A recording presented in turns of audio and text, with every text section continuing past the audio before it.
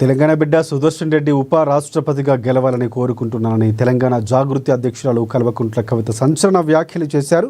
అనేక ప్రతిపక్ష పార్టీలు మద్దతు తెలిపిన అభ్యర్థి గెలవాలని కోరుకోవడం సానుకూల ప్రాంతీయవాదం అవుతుందన్నారు. పార్టీలకు అతీతంగా తెలంగాణ బిడ్డకు అవకాశం వచ్చిందని, సుదర్శన్ రెడ్డి గెలిస్తే వైస్ ప్రెసిడెంట్ పదవికి వన్నె తెస్తారని ఆశాభావాన్ని వ్యక్తం చేశారు MLC Kavitha. At the same time ఎట్లా అయితే అన్యాయాన్ని ప్రశ్నించాలో అట్లానే మనవాడు అనుకున్నప్పుడు ఒక మేధావి రిటైర్డ్ సుప్రీంకోర్టు జస్టిస్గా పనిచేసినటువంటి వ్యక్తి సుదర్శన్ రెడ్డి గారు.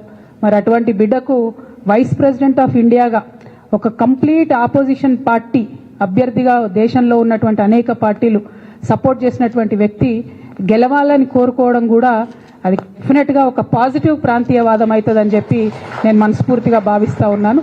ఇది పార్టీలకు అతీతంగా తెలంగాణ బిడ్డ కాబట్టి ఆయనకు ఒక అవకాశం వచ్చింది కాబట్టి.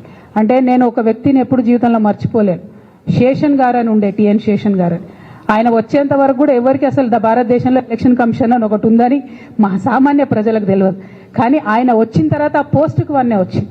సుదర్శన్ రెడ్డి గారు కూడా గెలిస్తే డెఫినెట్గా వైస్ ప్రెసిడెంట్ పోస్టుకు కూడా వన్నె తెస్తారని నేను అనుకుంటున్నాను. ఎందుకంటే అనేక సందర్భాల్లో ఆయన చూసినాం, ఆయన ఇచ్చినటువంటి పాజిటివ్ తీర్పులు కానీ, ఆయనకు ఉన్నటువంటి కాన్స్టిట్యూషనల్ ఎక్స్పర్టీస్ కానీ చూసినాం. అటువంటి అవకాశం వారికి వస్తే బాగుంటుందని చెప్పి మనస్ఫూర్తిగా నేను కోరుతా ఉన్నాను. అట్ ద సేమ్ టైం మరి తెలంగాణ జాగృతిలో కూడా మీరందరూ చూసినారు గత కొన్ని రోజులుగా జరుగుతున్నటువంటి పరిణామాలని. మేమందరం కూడా అంతరంగంగా చర్చించుకుంటా ఉన్నాం.